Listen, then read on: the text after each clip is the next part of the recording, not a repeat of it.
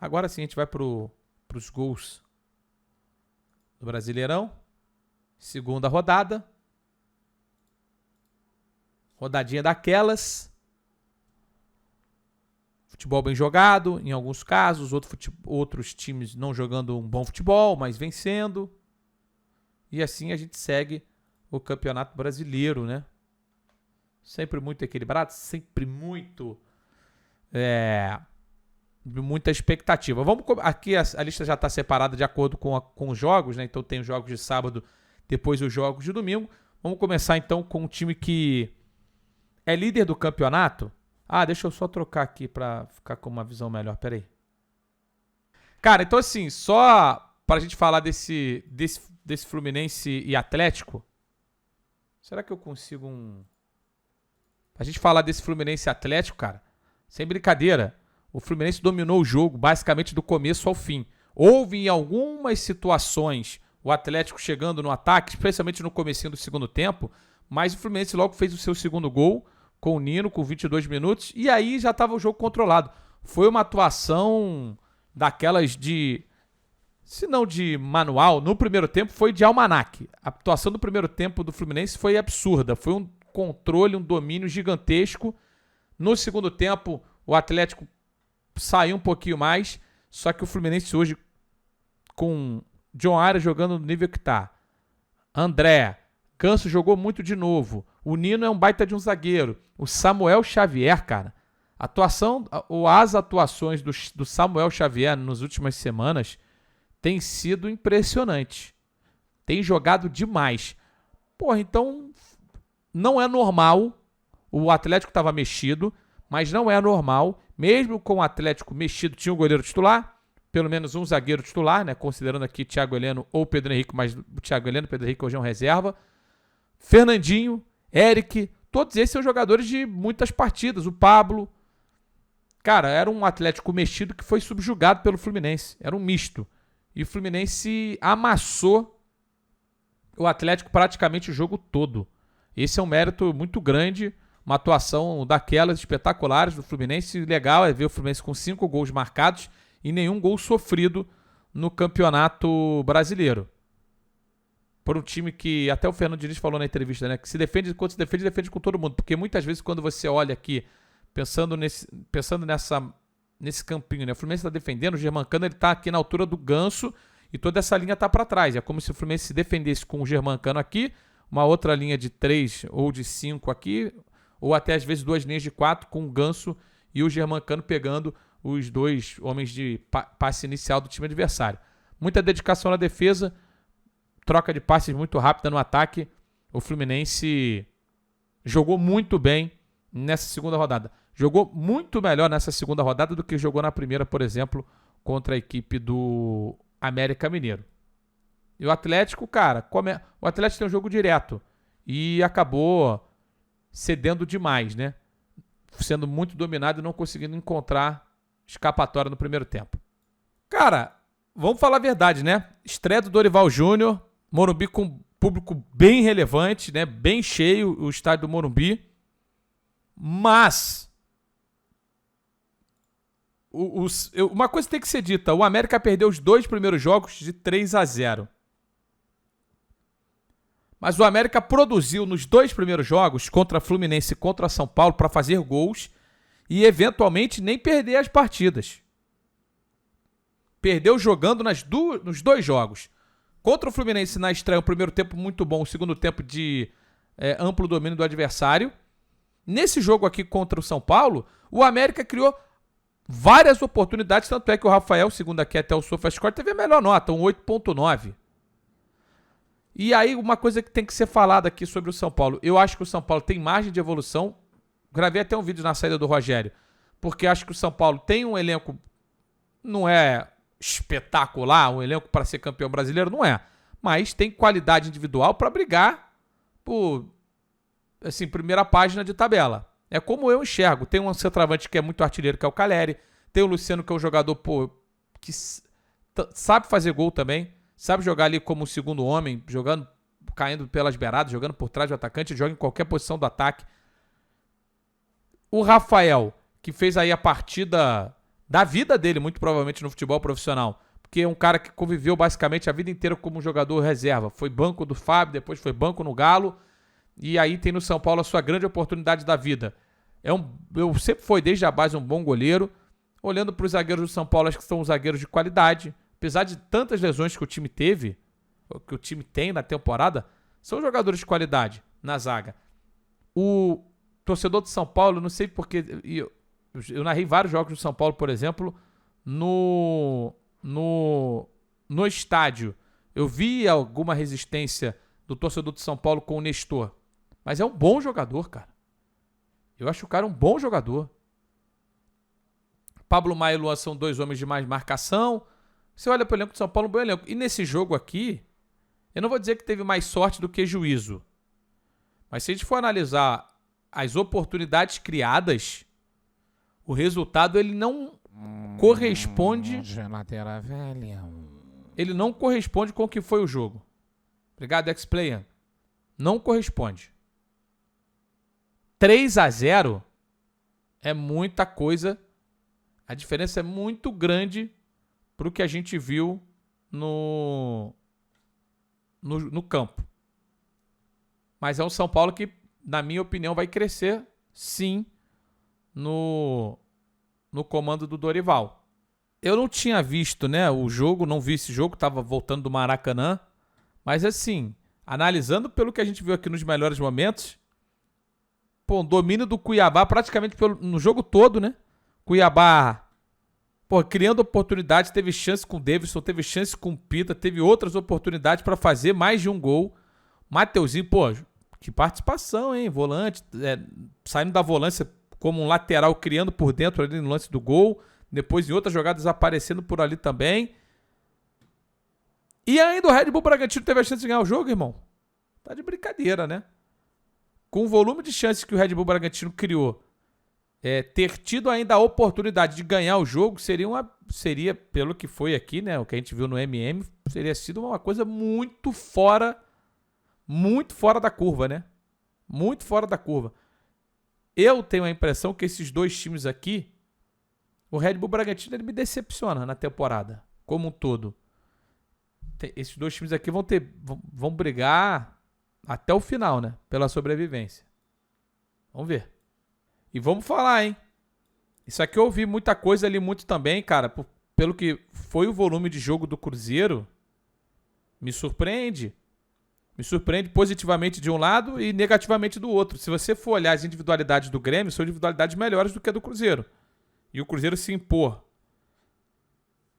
contra o Grêmio é um grande recado. É uma grande mensagem pro torcedor cruzeirense, pro trabalho do Pepa, para esse começo de campeonato. É um resultado gigante contra um time que, aí falando como se olha, tá? O Grêmio se olha, acho que de jeito diferente do que vários enxergam o Grêmio. Eu não enxergo o Grêmio como um time para brigar por título nem nada do tipo. Se ficar na primeira parte, se brigar, se beliscar uma Libertadores, é ali 7º, 8º lugar, se tiver mais vagas. Eu acho que não é um dos 6 melhores times do Campeonato Brasileiro, não. Então, ser superado do jeito que foi é um recado negativo pro Grêmio. E pro Cruzeiro, cara, vai ter que ser superação e batalha a cada jogo. Vai ter que ser o conjunto se sobrepondo mais do que a individualidade. Porque nas individualidades o Cruzeiro ele vai ser, na maioria das vezes, um time inferior ao seu adversário. A dinâmica pro Cruzeiro na temporada, no ano, no Brasileirão, vai ter que ser se superar, ser muito forte coletivamente para buscar, através desse conjunto, os resultados. E não se escorar numa bola ou outra, numa individualidade para ganhar os jogos. É guerra todo jogo pro Cruzeiro. E se o Grêmio tiver esse espírito também, como eu tô falando aqui do Cruzeiro, pode conseguir coisas melhores. Porque se você olhar até para a dinâmica do que foi o jogo, depois que o Cruzeiro faz o gol, o Grêmio teve ótimas chances de empatar. Teve boas oportunidades nos pés do Soares, foi uma do Cristaldo ali, né? Também, enfim, teve boas oportunidades para fazer o gol. Para pelo menos empatar o jogo. Depois que sofreu o gol, né? Porque até ali tava quase nada. O Cruzeiro poderia ter feito seu gol, mas pelo que foi o jogo e pelo que eu assim, também li muito das análises de companheiros, o Grêmio ficou deixou bastante a desejar no jogo. E aí tem que falar do bagulho do goleiro, né? Porque o Renato saiu disparando na situação do goleiro, empresários e tudo mais. O ambiente aparentemente não tá dos mais agradáveis lá no Grêmio, não. Não vou dizer no Grêmio, né? Mas até esqueci o nome do goleiro agora. Do goleiro que o Renato falou tanto na entrevista coletiva. Pô, foram 30 minutos. Adriel. 30 minutos falando do Adriel, praticamente, dizendo que o Adriel tem que se cercar de pessoas que queiram bem dele, que no Grêmio não vai ter nada que empresário vai botar jogador, que pressão dos empresários, que essa pressão vai influenciar na tomada de decisão, que no Grêmio tem comando, que tem diretoria, e que eles que vão saber o que vão fazer, e já falou pro Adriel que no próximo jogo ele tá no banco, inclusive. Assim, olhando o jogo em si, o que tem pra se falar desse jogo, né? Esse jogo eu acompanhei todo. Primeiro, olhando pela ótica do Inter. O Inter fazer um jogo contra o Flamengo em casa e não ter problema em jogar no contra-ataque, eu acho que tá tudo certo. Primeiro porque você tá enfrentando o Flamengo, que tem mais qualidade do que o Internacional. Essa foi a proposta do Inter no jogo. Fazer o jogo direto, não ter tanto a bola, pegar e acelerar. E a verdade é que criou oportunidades assim, até no primeiro tempo. O primeiro tempo foi um pouco mais fraco, não teve grandes chances. Mas teve alguns contra-ataques no primeiro tempo que o Inter teve a possibilidade de ou criar um passe ou uma finalização e faltou ali capricho, para dizer o mínimo, na hora final, especialmente nas duas que ficaram nos pés do alemão. Uma no contra-ataque 3 contra 2 que ele vai pro drible ao invés do passe, na outra que ele vai para dar um traço para cá e outro traço para lá e acaba se enrolando com a bola e não faz o gol. E não consegue sequer finalizar. E o Flamengo teve mais a bola, mas muito lenta a posse de bola do Flamengo. Tocava ali, mas não conseguia efetivamente criar tantos lances de perigo. No segundo tempo o jogo mudou, tá? No segundo tempo o jogo mudou. O Flamengo continuou com a bola, continuou atacando, mas o Inter, quando pegava, avançava e criava perigo sim. E isso acabou transformando o jogo num jogo bem mais dinâmico, bem mais interessante. O Gerson talvez tenha feito seu melhor jogo nesse retorno dele ao futebol brasileiro. Não só pelo gol, mas também por ter participado mais do jogo, né? Ele apareceu mais na frente de um lado, de outro. No lance do gol dele, ele dá uma bela arrancada e depois finaliza com um gol. Então já tinha mostrado ali também a sua melhora. Mas os detalhes do jogo, né? A gente estava vendo aqui os melhores momentos juntos. O Thiago Maia, no lance do gol do primeiro do Maurício, que o Wanderson dá o passe, o Thiago Maia não acompanha. Aí o Wanderson entra livre e não dá pra culpar o Ayrton Lucas, porque ele tava pegando outro cara que tava já ali na frente. Que agora eu não vou lembrar quem era que tava já colado. Então, responsabilidade, né, do Thiago Maia, que tinha que ter acompanhado até o final pra não deixar a superioridade acontecer pelo lado esquerdo da defesa do Flamengo. E no lance do gol, que acabou decidindo o jogo, o segundo gol do Maurício, foi um puta de um golaço, a finalização. Naquele momento, o Flamengo, ou até aquele momento, o Flamengo estava bem mais próximo de fazer o segundo gol do que o Inter de fazer o segundo.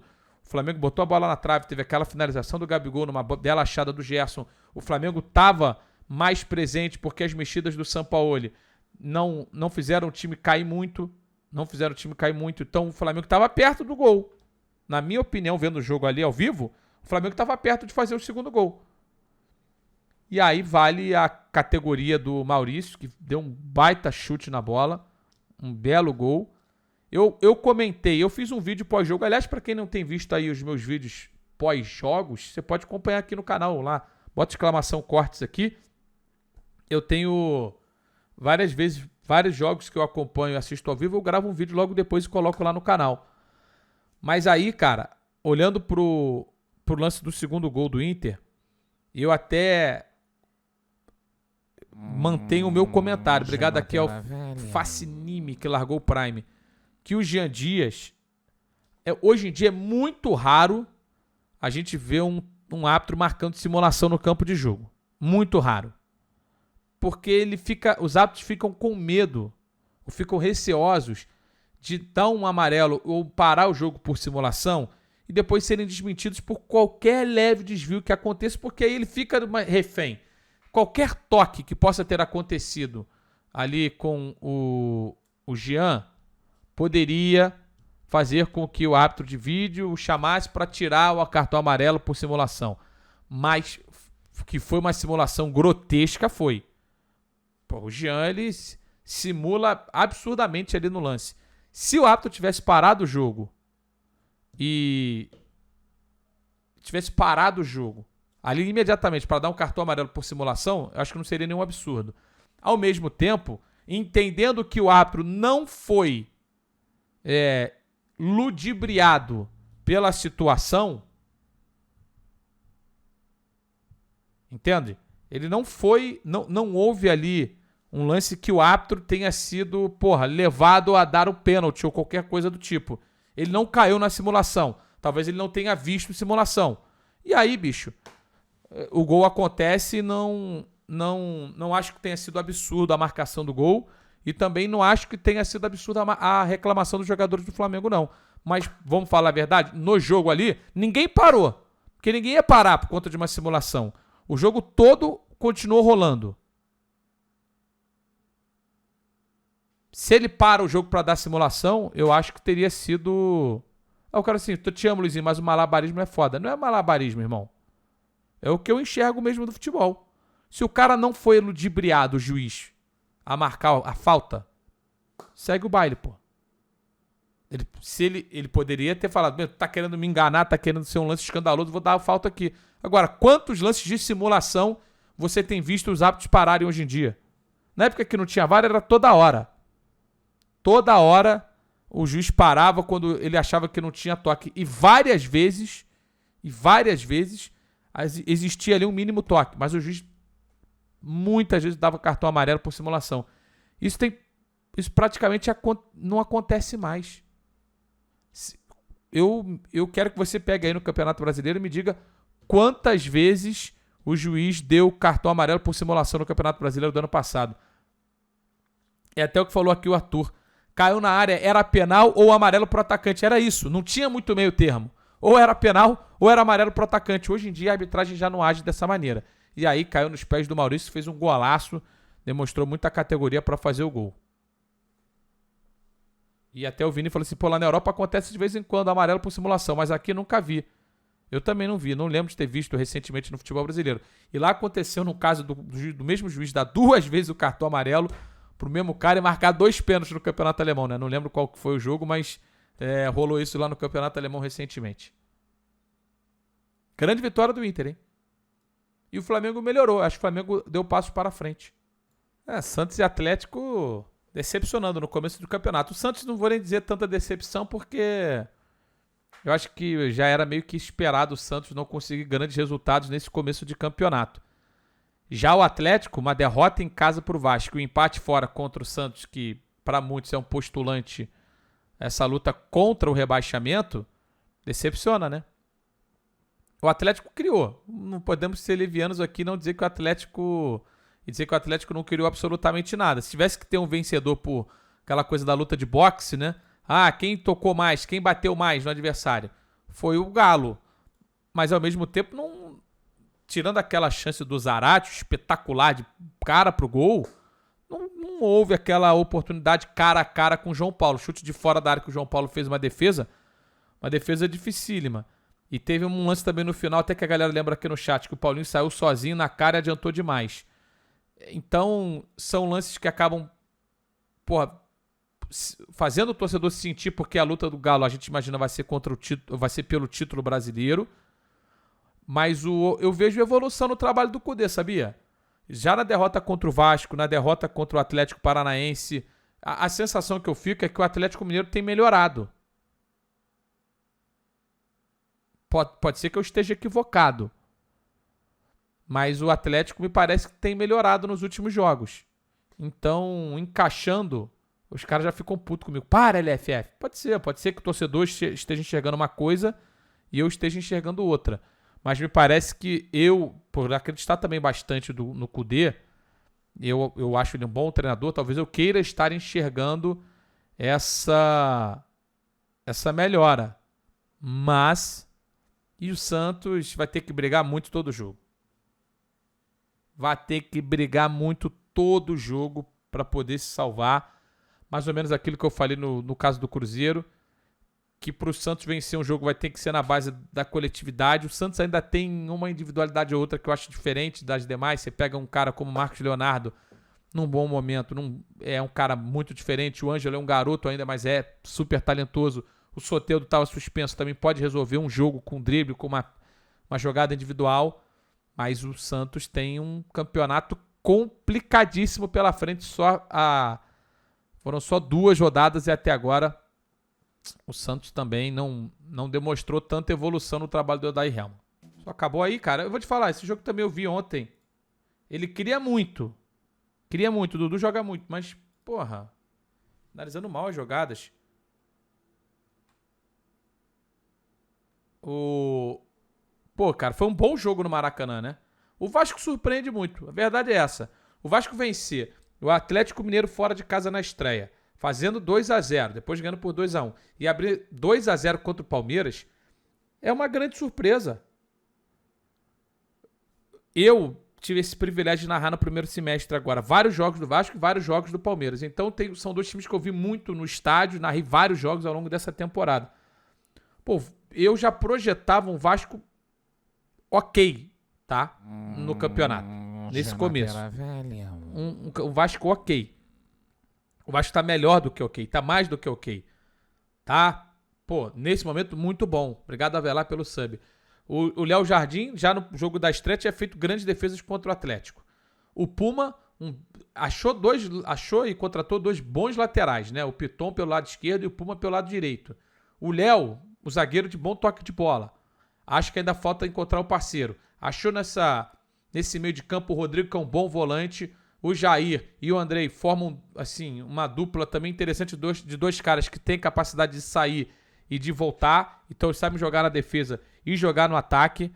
O Alex Teixeira já está numa temporada 2023, bem mais interessante do que foi a temporada de 2022. Efetivo na jogada individual, no passe, como foi o passe para o Pedro Raul. O Gabriel Peck, se bobear, o melhor jogador do time na temporada. Desde aqueles amistosos lá na Tour da Flórida, o Gabriel Peck já vinha sendo um dos destaques e continua. Gabriel Peck continua sendo um dos principais destaques. Pô, tá pegando bem na bola. Então, quando precisa chutar pro gol, tá chutando bem. É muito rápido, é a válvula de escape pelo lado direito do ataque. Tá sendo um dos grandes destaques do time. E o Pedro Raul, criticado pelos pênaltis que perde, por não ser um cara, às vezes, de tanta participação, nesse jogo especificamente, contra o Atlético ele tinha ido mal. Mas contra o Palmeiras ele foi bem, não só pelo lance dos 2 gols, né? Mas assim, participou ali de alguma parede ou outra, até no campo de defesa, fazendo o Vasco iniciar o contra-ataque. O Vasco também entra naquele grupo de, se quiser algo a mais do campeonato, tem que se superar todo o jogo. E pro Vasco, que foi um primeiro semestre de mais notícias no Campeonato Carioca e na Copa do Brasil, a única boa notícia é que vai ter sempre o tempo máximo de preparação. Enquanto adversários, como o caso do Palmeiras, enquanto adversários vão ter Libertadores, Copa do Brasil, Copa Sul-Americana, o Vasco vai ter sempre o foco total para o Campeonato Brasileiro. Isso pode ser positivo. Era melhor estar na Copa do Brasil? Óbvio que era, tá, gente? Mas nesse momento, você vai ter essa possibilidade sempre de descansar e de treinar pensando exclusivamente no adversário do final de semana, ou como os outros também vão fazer no jogo de quarta e domingo pelo Campeonato Brasileiro. E o Palmeiras é o seguinte, irmão, mexe no time. O começo foi ruim, mas o desenrolar do jogo já foi o desenrolar de jogo no padrão do Palmeiras. Então, se não no padrão máximo, mas no padrão que esse time escalado de repente poderia entregar. A defesa praticamente toda titular, né? Exceção da lateral pela direita. Teve o Zé Rafael, teve o Menino. Também tentando encontrar. Eu acho que o Palmeiras ainda não encontrou o que é o seu ataque titular. O Rafael Veiga, lógico, seria titular, mas Quem vai ser o centroavante do time? Vai ser o Endrick? Vai ser o Flaco? O Navarro volta a se colocar como uma opção? Pode ser.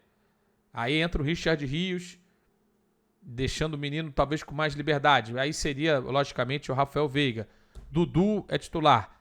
Quem é o titular na ponta direita? Vai ser o Arthur? Tem o Rony. Lógico que o Rony vai ser titular. Vai ser titular na centroavância ou vai ser titular na beirada pela direita? Por isso que eu digo que ainda tem algumas dúvidas, né? Se o Rony vai ser... meu querido. Já fala Rio Gus. Quando o Luizito fazia gols. Tamo junto, irmão. Obrigado. Boa semana pra ti.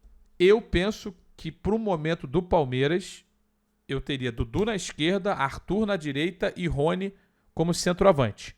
Endrick no banco de reservas. Mas em alguns momentos pode ser Dudu, Rony, e aí a dúvida é se é Endrick, ou se é Flaco ou se é Rafael Navarro. Com a dupla de volante sendo Zé Rafael e Gabriel Menino. O time ideal do Palmeiras, na minha opinião, o Everton, Marcos Rocha, Gomes, Murilo e Piquerez, Menino e Zé Rafael, Arthur, Rafael Veiga e Dudu e Rony de centroavante. Esse é o meu time do Palmeiras ideal. Se um deles estiver mal, você puxa um das beiradas estiver mal, você puxa o Rony para a beirada. Se o Veiga estiver mal, você puxa o Dudu para o meio e pode puxar o Dudu para o meio e bota centroavante. Cara, opções não faltam para o time do Palmeiras. Eu acho o time muito bom e o Richard Rios aí, como falaram até aqui no chat, pode entrar nessa brincadeira e é um elenco tão bom que a gente tem dificuldade de exatamente estabelecer o titular. Porque você pega aqui o Piquerez é o titular. Como é que é o nome do Vanderlan? Pô, moleque bom de bola pra caramba também, reserva da lateral. E vários garotos. Giovani é bom garoto. Tem vários moleques bons nesse time. Vários. É um elenco que, se ele não é estelar do ponto de vista dos reservas, ele oferece ao treinador boas opções e opções que vêm do banco também. Do banco no sentido da base, perdão. Opções que vêm da base. Muito bom. E aí é o que acontece. Você vai mexendo, você entra com Galarza, Capasso, Orelhano. Até que entrou bem o Orelhano na última bola ali, tentou uma rabiscada. Eu vou te falar, esses 5 que o Vasco colocou não são 5 jogadores ruins, não. Talvez até olhando na individualidade, tenham mais nome do que alguns do que entraram no banco do Palmeiras. Mas a tendência aqui nos jogos do Palmeiras, enquanto fizer substituições, e o adversário também, a tendência é que o Palmeiras crie uma distância para o adversário, porque as substituições são melhores, né? As opções são melhores. Cara, eu tenho dito aqui que não é surpresa pra ninguém, né? Assim, o Fortaleza enquanto tiver o Vojvoda no comando do time, dá pra acreditar em tudo, cara. Porque é um técnico. Antes de eu falar do jogo, saiu o gol do Botafogo. Antes de eu falar do jogo aqui, deixa eu ver como é que foi o gol do Botafogo. Júnior Santos, né?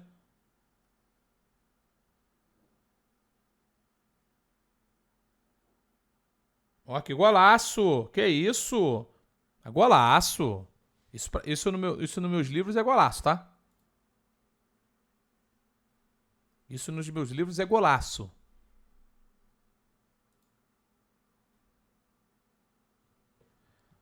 Então, só pra gente fazer a análise aqui rapidinho. Então, enquanto o Fortaleza tiver o Vojvoda no comando da equipe, cara, o time pode sonhar com coisas grandes, porque tem forma de jogar, tem método e tem bons jogadores.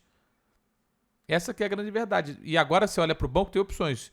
Né? No caso aqui, você mexe em um jogo ou outro, um time bem interessante. O Fortaleza, o Coritiba, que vai ser treinado pelo Antônio Carlos Zago, que acho que é um técnico bom também, não é um técnico ruim.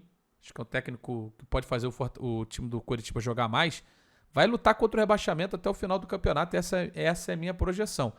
Do lado do Fortaleza, você pega Tinga, bom jogador, o Pochettino, Romero. Aí você olha pro banco aqui nesse jogo especificamente, Moisés, Pikachu. Cara, são todos eles jogadores de nível, bicho. Jogadores que fazem o time, andar. E não importa, Caleb, não importa quem são os nomes. Não importa quem são... Isso porque tava sem Galhardo e Luciano, é verdade ainda. Não importa quem são os nomes, muitas vezes, pro time do Fortaleza. Essa que é a grande mágica do trabalho do Vojvoda. Ele faz o time jogar independentemente das marcas, vou colocar assim, sabe? Independentemente dos nomes dos caras que estiverem lá. Eu falo assim, os melhores eu não mencionei, é verdade, não estavam aqui, eu fui falando, fui esquecendo de quem não estava lá. Porra, bicho, então essa é que é a grande sacada do trabalho do Vojvoda.